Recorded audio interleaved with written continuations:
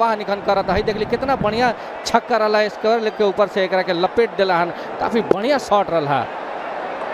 रिंकू सिंह कमाल केला 75 मीटर के छक्का ही और दोनों छक्का हाई दे कराटे ला एक और उठा खेलने वाला गेंद में हवा में का छक्का हाई मैच पलटल बाटे दादा ई हमें रिंकू सिंह के पहले स्क्वायर लेग के ऊपर से रहा था, दूसर का कवर के ऊपर से दिखा दिला हन जवान। ये भले कद में नाटा बढ़े लेकिन ये घाव जन करतन गंभीर करतन।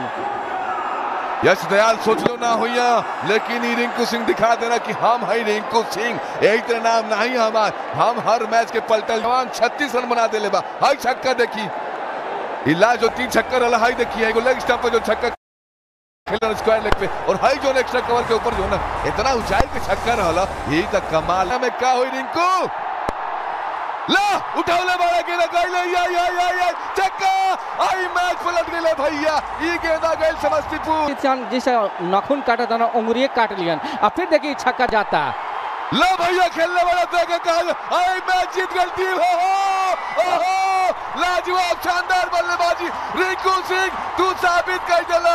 तू बता